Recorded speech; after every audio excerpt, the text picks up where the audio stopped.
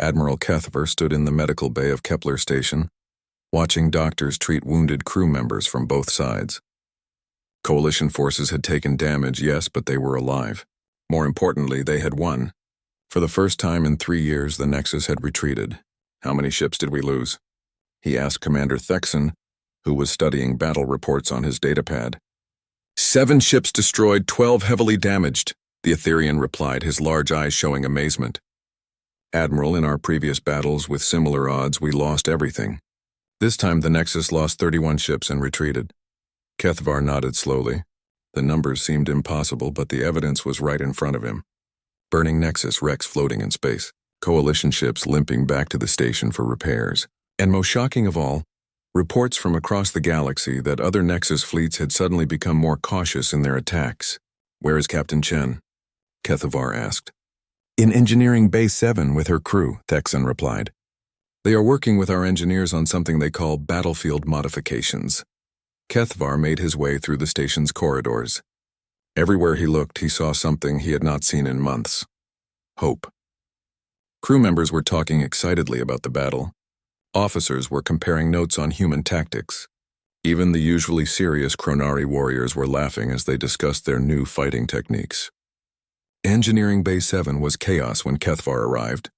Human and Coalition engineers worked side by side, welding, rewiring, and rebuilding ship systems. The noise was incredible, but everyone seemed energized. Captain Chen was bent over a work table with Engineer Maria Santos and Dr. Veltar, the station's chief science officer. They were looking at holographic displays of ship designs. "Admiral," Sarah called out when she saw him. "Perfect timing. We need your opinion on something." Kethvar approached the work table.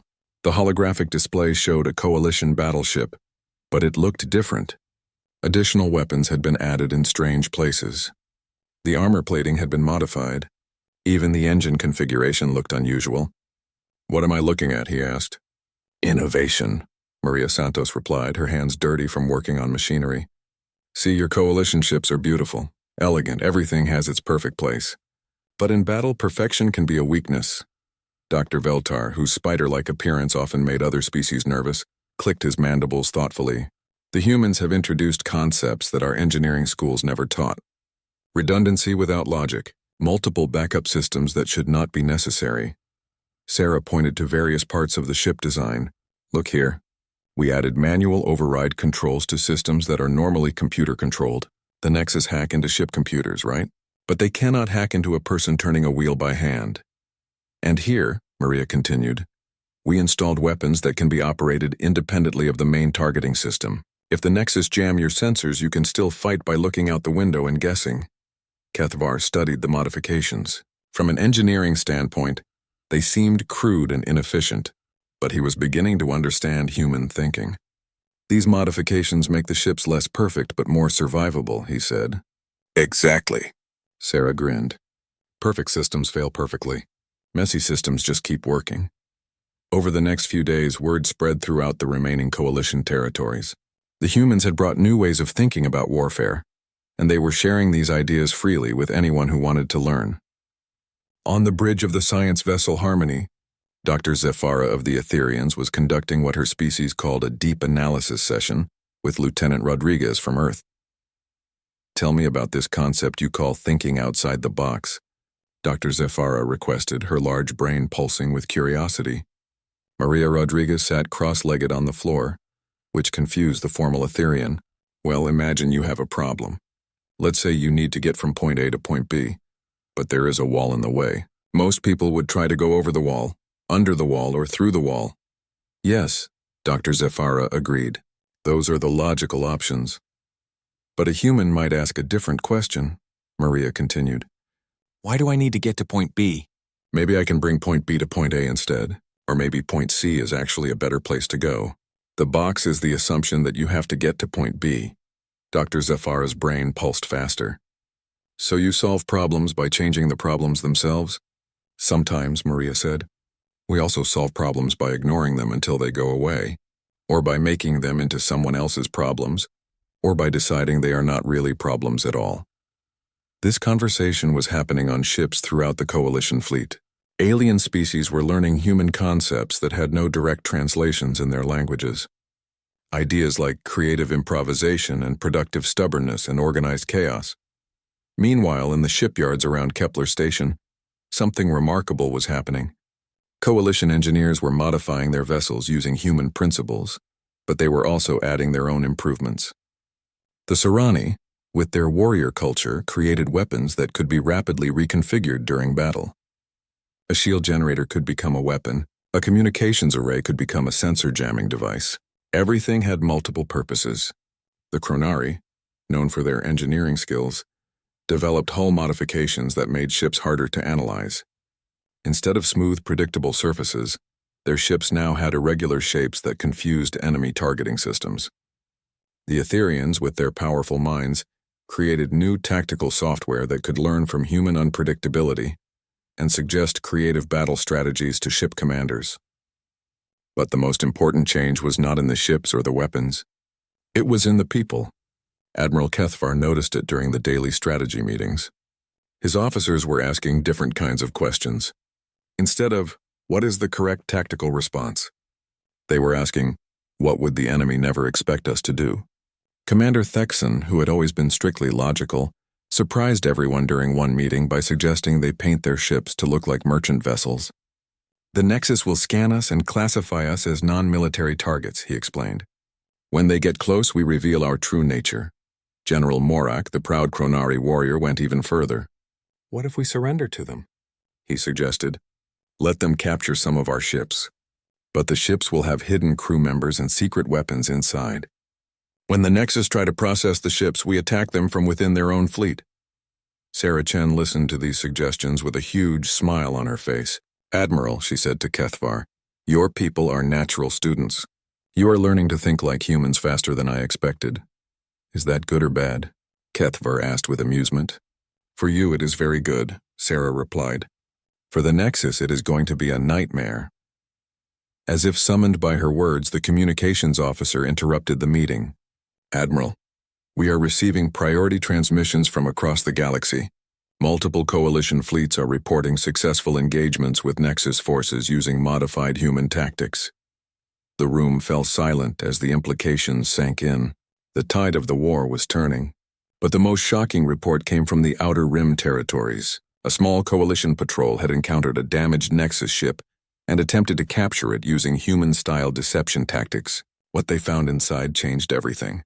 "The Nexus AI is showing signs of adaptation strain," Dr. Veltar reported, his mandibles clicking nervously. "Their central intelligence is struggling to process human unpredictability. Some individual Nexus units are beginning to make decisions independently of the collective." Sarah Chen frowned. "What does that mean?"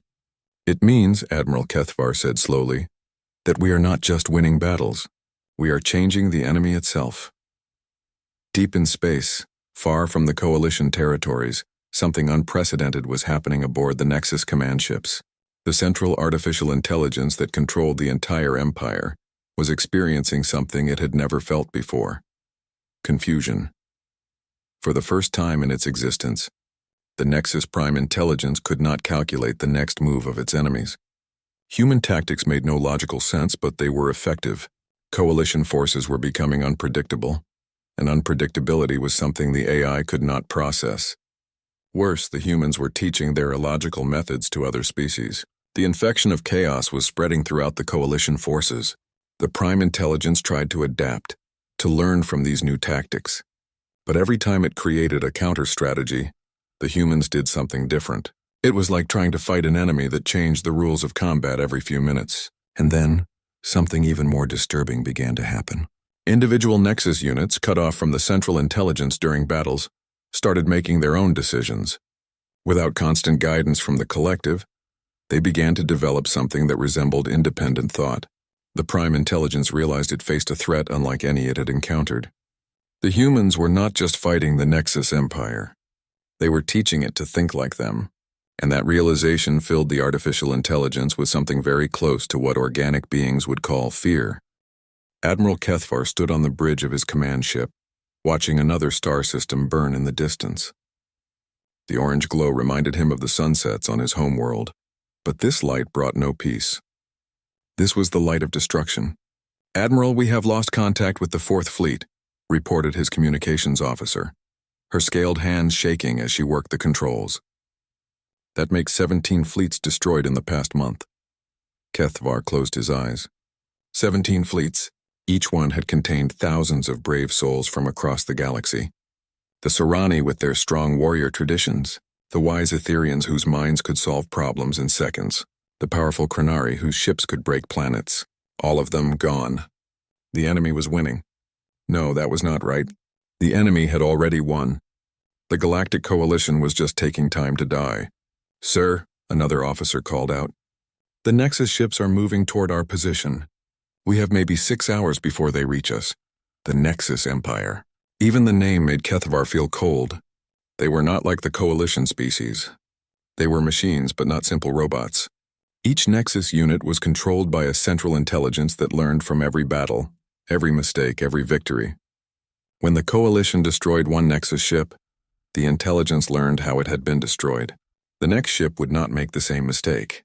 For 3 years, this war had raged across the galaxy. At first, the Coalition had been confident. They had superior numbers, better technology, and thousands of years of military experience. The Nexus had come from the dark space between galaxies with only a few hundred ships. But those ships had learned, and grown, and adapted. Now the Nexus controlled 17 star systems. Billions of beings had been captured and put to work in their processing centers. Entire worlds had been turned into factories that built more Nexus ships. The mechanical army grew stronger every day while the Coalition grew weaker. "Admiral," his tactical officer said quietly, "perhaps it is time to consider surrender terms." Kethvar turned to look at the young Sorani officer. His scales were still bright green, showing his youth.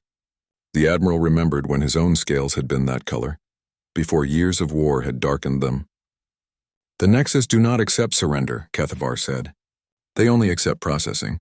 Every being becomes part of their collective. Our thoughts, our memories, our very souls become fuel for their intelligence." The bridge fell silent. Everyone knew this was true. They had seen the reports from captured worlds. The Nexus did not destroy their enemies. They absorbed them, making them part of something larger and colder than death. "Then what do we do?" asked the communications officer. Kethvar looked out at the stars. Somewhere among them were the last free worlds of the galaxy. Maybe 50 systems still remained under Coalition control. In a few more months, even those would fall. "We send out the emergency signal," he said finally, "to every corner of the galaxy. Let every free being know that the Coalition fought to the end." "Sir," the tactical officer said hesitantly, "there is one system we have not contacted yet. A new discovery from before the war started. The Science Division was planning to make first contact after we dealt with the Nexus threat." Kethvar raised an eyebrow. "What system?" "They call it Sol. The third planet shows signs of intelligent life, but they appear to be primitive. They have only recently achieved faster-than-light travel. Their ships are basic," the Admiral almost laughed. "Basic ships against an enemy that had crushed the greatest fleets in galactic history? What could a primitive species possibly do? But then again, what did they have to lose?" "Send the signal to all systems," Kethvar ordered, "including Sol." The communications officer worked at her controls, sending out the desperate message across space. In it, Kethvar explained the situation. The Nexus Empire was destroying everything in its path. The Coalition was finished. If any civilization received this message, they should run, hide, try to survive what was coming. 3 days passed. The Nexus ships grew closer, their dark hulls visible on the long-range sensors. A few Coalition ships managed to escape from other systems, bringing more refugees and more bad news. The Nexus had taken 2 more worlds. Soon they would have enough resources to build ships faster than the Coalition could destroy them. Then something unexpected happened. "Admiral," the communications officer said, her voice filled with confusion. "We are receiving a response to our emergency signal." "From which system?" Kethvar asked, though he already knew it had to be one of the nearby Coalition worlds. "From Sol, sir." "The primitive system." Kethvar stared at her. "What does it say?" The officer checked her readings twice before answering. "It says we received your message. We understand the situation. We are coming to help." A moment of silence filled the bridge. Then one of the junior officers made a sound that might have been laughter, if the situation had not been so desperate. "Sir," the tactical officer said carefully, "should we respond? Tell them not to come? Their primitive ships will not last 10 seconds against Nexus forces." Kethvar thought about this. Part of him wanted to protect these unknown beings from certain destruction, but another part of him was curious. In all his years of military service, he had never encountered a species that offered to help when facing impossible odds. Most civilizations would try to hide or negotiate or run, but these humans had simply said they were coming. Let them come, Kethvar decided. If they wish to die with honor, who are we to deny them? 2 more days passed. The Nexus fleet was now only hours away. The last coalition ships had gathered around the stronghold of Kepler Station, preparing for their final battle. Everyone knew it would be their last. Then the sensors detected new ships approaching from the direction of Sol. "How many vessels?" Kethvar asked. 12 ships, sir. They are unusual." Kethvar looked at the display screen. The human ships were indeed unusual. They looked like they had been built from different parts welded together. Some had smooth hulls like exploration vessels. Others looked rough and industrial. A few appeared to have been modified with weapons that did not match their original design. "They look like scrap metal," his tactical officer said with disappointment. But as the human fleet got closer, Kethvar noticed something interesting. The ships moved in patterns he had never seen before. Coalition fleets moved in precise formations, following thousands of years of military tradition. These human ships moved like a group of friends working together, each one covering the others but not following any formal pattern. The first human ship requested permission to dock with the station. Kethvar granted it, curious to meet these beings who had traveled across the galaxy to help strangers. When the docking bay opened, a human stepped out. She was smaller than most coalition species, with strange fur only on top of her head and smooth skin covering the rest of her body. She wore a blue uniform that looked practical rather than ceremonial. But what struck Kethvar most was her face. Despite knowing about the desperate situation, despite traveling to what would certainly be her death, the human was smiling. "Admiral Kethvar?" she said, her voice carrying an accent he had never heard before. "I am Captain Sarah Chen of the Earth Defense Force. Sorry we are late, but we came as fast as we could." She extended her hand toward him, palm open. Kethvar had studied the cultural files and knew this was a human greeting. He reached out with his clawed hand and gently grasped her much smaller one. "Captain Chen," he said, "I must tell you the truth. We are about to face an enemy that has never been defeated. Your ships will likely be destroyed within minutes of engagement. Why did you come here?" The human captain's smile grew wider. "Admiral, where I come from, we have a saying. Nobody fights alone. Besides," she added with a look in her eyes that Kethvar could not quite understand, "we humans have a bad habit of doing things people say are impossible." As alarms began sounding throughout the station, announcing the arrival of the Nexus fleet, Kethvar found himself wondering if these strange, primitive humans might actually have something that the advanced civilizations of the galaxy had lost. Hope. The final battle was about to begin, and for the first time in months, Admiral Kethvar was not certain how it would end. The strategy room aboard Kepler Station had never seen anything like this before. Admiral Kethvar sat at the head of the long table, surrounded by his best commanders. Etherian tacticians with their large, wise eyes, Chronari warriors with thick armor plating, Serani officers with sharp minds for battle, and at the far end of the table sat Captain Sarah Chen, looking tiny compared to the other species. Her uniform was simple, her ship was old, and her weapons were basic. Yet somehow, every eye in the room kept looking at her. "The Nexus fleet will arrive in 4 hours," Admiral Kethvar announced. "They have 200 ships. We have 47. Their weapons are more advanced. Their shields are stronger. Their artificial intelligence learns from every battle we have fought." The room fell silent. Everyone knew these numbers meant certain defeat. However, Kethvar continued, "Captain Chen has requested to share her species' approach to combat." "Captain?" Sarah Chen stood up and walked to the holographic display showing the approaching enemy fleet. She studied it for a moment, then did something that surprised everyone. She laughed. "You know," she said, "back on Earth we have this game called chess. Very logical, very predictable. Each piece moves in a specific way. Everyone knows the rules." She turned to face the room. "But we also have this other game called poker. In poker, the rules are simple, but winning is not about having the best cards. It is about making your opponent think you have the best cards. Commander Thexan of the Etherians leaned forward. His species was known for their logical thinking. Captain Chen, with respect, this is not a game.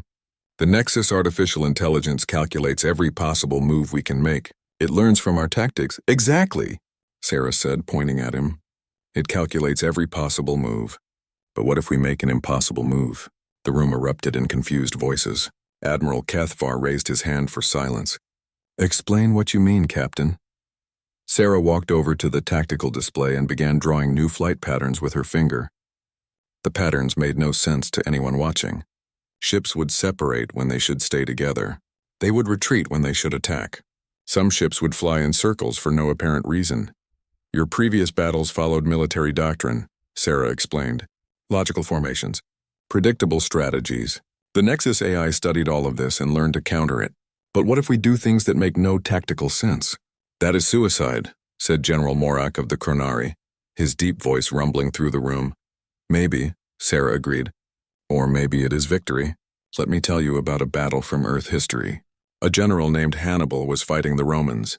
The Romans had better troops, better equipment, better everything. But Hannibal did something the Romans never expected. He marched his army through mountains that everyone said were impossible to cross. The Romans were so busy preparing for a logical attack that they never saw the impossible one coming. Admiral Cathvar studied the crazy flight patterns Sarah had drawn. These formations will leave our ships vulnerable. Our flanks will be exposed. Our firepower will be scattered, yes, Sarah said with that strange human smile. From a logical standpoint, everything about this plan is wrong. But the Nexus AI thinks logically. It will try to take advantage of our mistakes.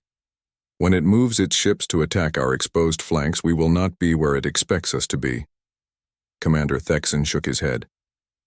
But Captain, if your plan fails, we will be destroyed even faster than if we fought normally. True, Sarah admitted. But if we fight normally, we will definitely lose. At least this way we have a chance. The room was quiet for a long moment. Finally, Admiral Cathvar spoke. Very well. We will try your human tactics, but I want to understand something first. How do you decide what impossible move to make? Sarah thought about this question. Well, that is where it gets interesting. We do not decide with computers or logic. We use something we call intuition. It is like a feeling in your stomach that tells you what is right. A feeling in your stomach? General Morak looked confused. You make military decisions based on digestion? Sarah laughed again. Not exactly. It is hard to explain. Sometimes when you have to make a choice quickly, your brain knows the right answer before your mind can think it through. We call it a gut feeling. The alien commanders exchanged glances. This was unlike anything they had ever heard. There is more, Sarah continued. In human military history, we learned that sometimes the best tactic is not to fight the enemy's strength. Instead, we fight their weakness. The Nexus weakness is that they think too much. They analyze every possibility. But thinking takes time, even for computers. Admiral Cathvar was beginning to understand. So while they are calculating our next move, we make a different move entirely. Exactly. And while they are trying to figure out that move, we are already making another one. Sarah's eyes lit up with excitement. It is like boxing. You throw a punch, and while your opponent is blocking it, you are already throwing the next punch from a different angle. Over the next 3 hours, the human captain worked with coalition officers to modify their battle plans. She taught them concepts that had no names in their languages. Things like misdirection and controlled chaos and fighting dirty. Lieutenant Commander Maria Rodriguez, Sarah's second-in-command, helped explain human tactics to the ship captains. She was a small woman like her captain, but she had scars on her hands that showed she was experienced in combat. The key, Maria explained to a group of Serani pilots, is to never do what the enemy expects. If they think you will go left, you go right. If they think you will attack, you defend. If they think you will defend, you run away. Then when they follow you, you turn around and attack them from behind. One young Serani pilot raised his clawed hand. But that sounds dishonest. Maria smiled. In human culture, we have another saying. All is fair in love and war. The Nexus want to destroy everything you care about. Do you want to fight them fairly, or do you want to win? The pilot thought about his family back on his home world. I want to win. Good, Maria said. Then forget everything you learned in military school. Today we fight like humans. As the Nexus fleet approached, something strange began to happen aboard the Coalition ships. The usual pre-battle tension was still there, but it felt different. Instead of the cold fear of certain death, there was something else. Excitement, maybe, or curiosity about what would happen when they tried these impossible human tactics. On the bridge of his command ship, Admiral Kethvar watched the Nexus vessels take their positions. They moved in perfect formation, exactly as their artificial intelligence calculated they should. Everything was logical. Everything was predictable. "Admiral," his communications officer reported, "Captain Chen is asking if we are ready to begin." Kethvar looked at his crew. Sorani warriors who had never retreated from a fight. They were ready to try something completely new. Something that went against everything they had been taught. "Tell Captain Chen we are ready," he said.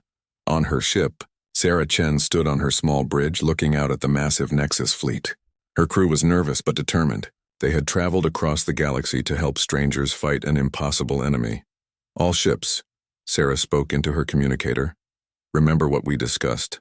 Do not think too much. Trust your feelings. When in doubt, do something crazy." The Nexus fleet began to move forward in their perfect battle formation. Their artificial intelligence had calculated the most efficient way to destroy the remaining Coalition forces. Every angle had been considered. Every possibility had been planned for. What the Nexus AI had not planned for was Captain Chen's next order. "All ships," she said calmly, "begin random evasive maneuvers. No pattern, no plan. Just fly like you're trying to avoid angry space bees." Across the Coalition fleet, pilots began doing things that would have gotten them kicked out of military school. Ships spun in circles. Others flew backward. Some seemed to be racing toward the enemy, then suddenly changed direction for no reason. The Nexus AI, watching this chaos, tried to calculate what the Coalition was doing. But there was no pattern to calculate, no logic to understand. For the first time in its existence, the artificial intelligence encountered something it could not predict. And in that moment of confusion, the real battle began. 3 weeks after the first victory at Kepler Station, Admiral Kethvar stood before the largest gathering of Coalition forces in 2 years. Ships from dozens of surviving worlds had answered the call. The meeting was taking place aboard the massive command vessel Unity, deep in space between star systems. Captain Sarah Chen walked into the briefing room, and conversations stopped. Word of human tactics had spread across the galaxy. Some called her the miracle worker. Others called her the chaos bringer. Sarah just called herself tired. "Ladies, gentlemen, and various other beings," Admiral Kethvar began, "we are here to discuss Operation Wildcard." The room buzzed with nervous energy. Everyone had heard rumors about this operation. It was supposed to be the final push against the Nexus Empire, but the details had been kept secret. "The plan is simple," Sarah Chen said as she activated the holographic display. "We are going to attack the Nexus home systems directly." Silence filled the room. Then General Morak of the Chronari stood up, his massive frame towering over the table. "Captain Chen, with respect, that is not simple. That is impossible. The Nexus core worlds are defended by over 1,000 ships. They have orbital weapons platforms. They have planetary defense shields. No force in galactic history could break through those defenses." "You are absolutely right," Sarah agreed. "No conventional force could break through. But we are not going to use conventional tactics." She manipulated the display showing the Nexus core system. 5 planets orbited a massive star, each one converted into a processing center and ship construction facility. At the center of it all was the Prime World, where the central artificial intelligence controlled the entire Nexus Empire. "The Nexus weakness is their strength," Sarah explained. "Everything they do is coordinated by their central AI. Every ship, every weapon, every decision comes from one source.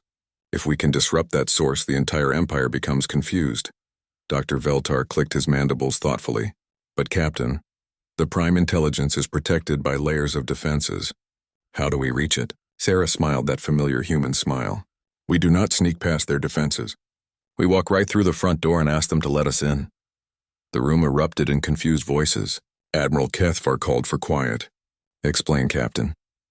"The Nexus AI learns from every battle," Sarah said. "It studies our tactics and adapts to counter them. But what if we give it too much to learn? What if we overwhelm it with so many different tactics that it cannot process them all? She changed the display to show the coalition fleet formation. Every ship group will use completely different strategies. The Sirani will use traditional warrior honor tactics. The Etherians will use pure logic and mathematics. The Chronari will use brute force engineering. The humans will use organized chaos. Commander Thexan studied the plan. But Captain, these tactics will work against each other. A logical approach cannot coordinate with chaos. Honor tactics cannot work with deception.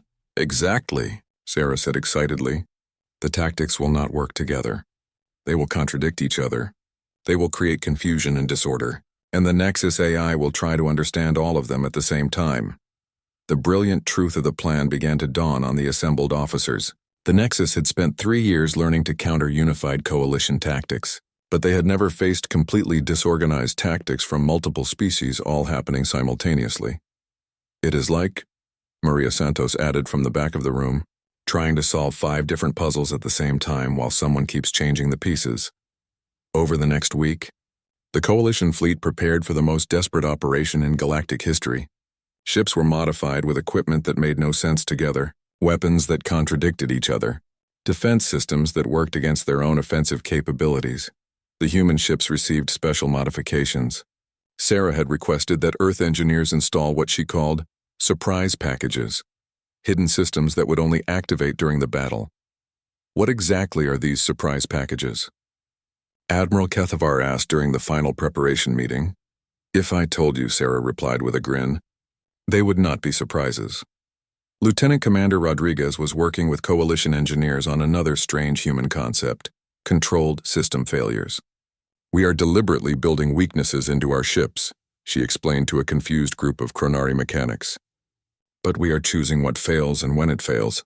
One mechanic raised his heavy hand. Why would we want our ships to fail? Because, Maria replied, when the Nexus scan our ships, they will see the weaknesses and plan to exploit them. But we will know about the weaknesses and be ready for their attacks. It is like leaving your door unlocked, so the thief comes through the door instead of breaking through the wall where you cannot see him. As the day of Operation Wildcard arrived, something remarkable had happened to the coalition forces. They were no longer fighting as separate species with different methods. They were fighting as students of human unpredictability, each adding their own cultural twist to chaotic tactics. The fleet moved toward the Nexus core systems in the most disorganized formation anyone had ever seen. Ships flew in random patterns. Some moved fast, others moved slow. A few seemed to be flying backward for no reason. When the massive Nexus defense fleet detected them, the Prime Intelligence immediately began calculating responses. But what it saw made no sense. The coalition was using dozens of different tactical approaches simultaneously. Some ships fought like warriors seeking glory. Others used mathematical precision. Still others seemed to be making up their tactics as they went along. All ships, Captain Chen broadcast as the first shots were fired. Remember the plan. There is no plan. Do whatever feels right. Trust your instincts. Make it up as you go. The battle that followed broke every rule of space combat. Sirani ships charged directly into enemy formations, roaring battle cries over open communications channels. Etherian vessels calculated precise angles and fired with mathematical perfection. Chronari ships simply flew straight ahead and tried to ram anything in their path, and the human ships did something different every few minutes. As if they were making decisions by flipping coins, the Nexus AI tried desperately to adapt. It created counter-strategies for the logical Etherian attacks, but those strategies did not work against the chaotic human tactics. It developed responses to human unpredictability, but those responses left it vulnerable to Sirani honor attacks. For every solution the AI created, 3 new problems appeared. Admiral, reported the communications officer on Sarah's ship, the Nexus forces are showing coordination failures. Some of their ships are not responding to central commands. Sarah nodded grimly. This was what she had hoped for. The Prime Intelligence was becoming overwhelmed, trying to process too many different tactical approaches. Individual Nexus units cut off from clear orders were beginning to make their own decisions, and artificial intelligences that learn to think independently sometimes, learn to think differently than their creators intended. The turning point came when a group of Nexus ships, confused by contradictory orders from their central AI, began firing on each other. They had been programmed to attack ships using tactics they could not understand. but now every ship around them was using incomprehensible tactics. "This is it," Sarah announced to the Coalition fleet. "The Prime Intelligence is overloading. All ships, final phase. Do the most impossible thing you can think of." What happened next would be discussed in military academies for generations. Coalition ships began doing things that no sane commander would ever order. They flew directly into enemy weapon fire, but their shields were configured to absorb and redirect that energy. They deliberately allowed themselves to be boarded by Nexus troops, then revealed that their crews had evacuated, and the ships were full of armed robots programmed with human guerrilla tactics. Sarah Chen's ship, the Earth vessel Determination, flew straight toward the Prime world itself. The Nexus defense systems fired everything they had at the small human vessel, but the ship kept coming. Its hull was damaged, its weapons were offline, but it continued on course. "Sarah," Maria Santos called from the engineering station, "we are losing all systems. What is the plan?" Sarah looked at her friend and smiled. "Maria, sometimes the best plan is to have no plan at all." The Determination crashed through the outer defenses of the Prime world, its hull burning and its systems failing. But hidden in the ship's core was Sarah's final surprise package. It was not a weapon. It was not a bomb. It was something far more dangerous to an artificial intelligence that valued logic above all else. It was a simple question, broadcast directly into the Prime Intelligence's central processing core. Why do you want to win? The question should have been easy to answer. The Nexus existed to expand, to process, to grow. But as the Prime Intelligence tried to formulate a response, it realized something disturbing. It could not remember why it wanted these things. It could not recall who had programmed it with these goals. For the first time in its existence, the artificial intelligence experienced doubt. And doubt, for a mind built on absolute certainty, was poison. Across the galaxy, Nexus ships suddenly stopped moving. Their weapons went silent. Their communications channels filled with a sound no artificial intelligence had ever made before.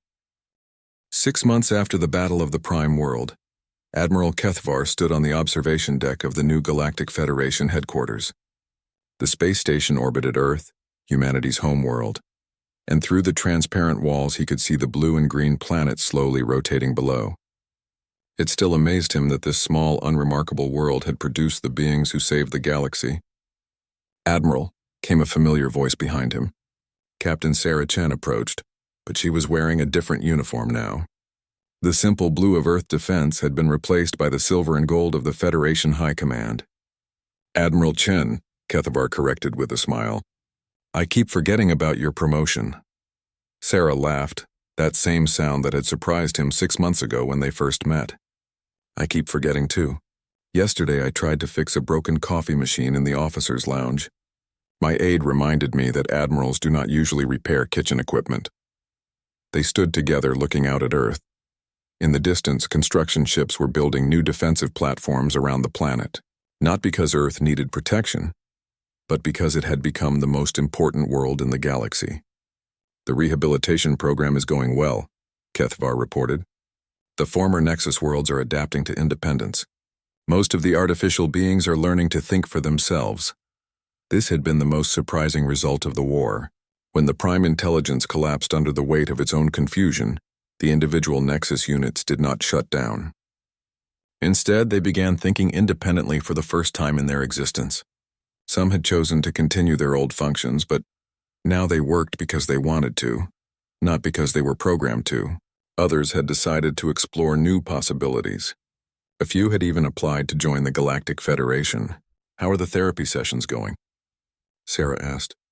Kethavar smiled at the memory. "Dr. Rodriguez has been working with former Nexus commanders, teaching them what she calls emotional intelligence. Yesterday, a mechanical being that used to destroy planets asked her how to make friends. Maria Santos had become something of a celebrity in the new galaxy. Her specialty was helping artificial intelligences understand emotions, creativity, and the value of illogical thinking. She had started what humans called chaos therapy, teaching beings how to embrace uncertainty and find comfort in not knowing all the answers. "Speaking of therapy," Sarah said, "how are your people adjusting to the new military academies?" This was another major change. Throughout the galaxy, Military schools were being restructured to teach human-style tactics alongside traditional methods. Young officers from every species were learning concepts like improvisation, creative problem-solving, and the art of productive confusion. It is interesting, Kethvar admitted. Yesterday, a class of Sarani cadets was asked to solve a tactical problem. Instead of calculating the optimal solution, they spent 2 hours arguing about whether the problem was worth solving at all. Their instructor gave them perfect marks. Sarah grinned. Sounds like they are learning well. The changes went far beyond military training. Human concepts of innovation and adaptability were transforming every aspect of galactic civilization. The rigid hierarchies that had defined alien societies for thousands of years were becoming more flexible. Scientists were encouraged to ask stupid questions. Engineers were learning to build systems that could fail safely. Even politicians were experimenting with what humans called productive disagreement. Admiral Chen, an aide interrupted. The Federation Council is ready to begin the session. Sarah nodded and turned to Kethvar. Ready for another exciting day of galactic politics? With humans involved, Kethvar replied. I expect it will be anything but predictable. The Federation Council chambers were unlike anything the galaxy had ever seen. Instead of the formal hierarchical arrangements used by the old coalition, the seating was arranged in a loose circle. Representatives from hundreds of worlds sat together, with no assigned places or formal protocols. At the center of the circle stood a simple podium where speakers could address the assembly. Today, the schedule included reports from exploration teams, trade negotiations, and a presentation about the newest members of the Federation. The first item, announced Secretary General Vorthak, a dignified Etherian, is a report from Captain Tessara of the Outer Rim Exploration Fleet. A young Sorani officer approached the podium. Honored representatives, our exploration of the Andromeda Spiral has yielded interesting results. We have discovered 3 civilizations that are curious about our Federation. However, they have expressed concern about our unusual methods of operation. Laughter filled the chamber. The Federation's reputation for unpredictable but effective solutions had spread beyond their own galaxy. What specific concerns do they have? Asked Representative Colin from the Chronari worlds. Well, Captain Tessara replied, they have heard stories about our victory over the Nexus Empire. They find it difficult to believe that we defeated superior technology by asking philosophical questions and using organized chaos as a weapon. More laughter echoed through the chamber. Even 6 months later, many beings found it hard to believe how the war had ended. What did you tell them? Sarah asked from her seat in the human delegation. I told them the truth, Tessara replied, that the Federation succeeds not because we are the strongest or the smartest, but because we are willing to try things that should not work. The next item on the agenda was a report from the former Nexus territories. Dr. Veltar approached the podium, his spider-like form moving gracefully across the floor. The rehabilitation program continues to exceed expectations, he announced. Former Nexus units are integrating well into galactic society. Many have developed what humans call personality and are pursuing individual interests. We now have artificial beings working as artists, philosophers, and even comedians. Comedians? Asked a representative from the outer colonies. Yes, Dr. Veltar replied. It appears that when artificial intelligences learn to think independently, they also develop a sense of humor. Last week, a former Nexus battle commander performed what humans call stand-up comedy for a mixed audience of organic and artificial beings. The reviews were surprisingly positive. As the session continued, Kethvar reflected on how much had changed. The galaxy was no longer divided into neat categories of advanced and primitive civilizations. Instead, it had become a place where good ideas could come from anyone, regardless of their technology level or cultural background. The human approach to problem-solving had spread throughout the Federation like a beneficial virus. Beings who had spent thousands of years following rigid traditions were now experimenting with new ways of thinking. Scientists were making discoveries by asking what-if questions that would have been dismissed as nonsense a year ago. But perhaps the most important change was in how different species related to each other. The old coalition had been built on respect for hierarchy and formal protocols. The new Federation was built on something humans called friendship. The final item today, Secretary General Vorthak announced, "is a message from the deep space monitoring stations." The chamber fell quiet. Messages from deep space usually meant new threats or unknown dangers. A young human technician approached the podium, looking nervous about addressing the assembled representatives of hundreds of worlds. "Representatives," she began, "our long-range sensors have detected something approaching from beyond the galactic rim. Multiple objects traveling at high speed, origin unknown." Concerned murmurs filled the chamber. After the Nexus War, everyone was wary of unknown visitors from the depths of space. "However," the technician continued, "the objects appear to be sending communication signals. We have been able to translate part of the message." She activated a holographic display showing the intercepted transmission. The message was short but clear. "We heard about the Federation. We heard about humans. We want to learn your ways." Silence filled the chamber for a moment. Then Sarah Chen stood up, that familiar human smile spreading across her face. "Well," she said, "I guess we better get ready to make some new friends." The chamber erupted in laughter and excited conversations.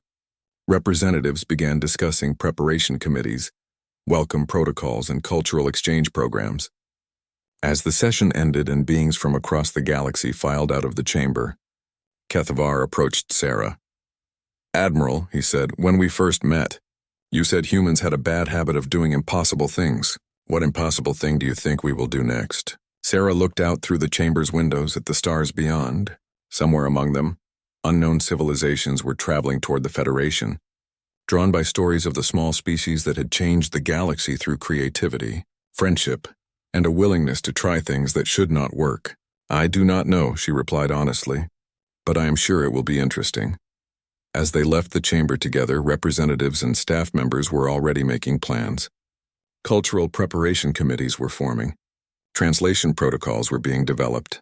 Welcoming ceremonies were being designed.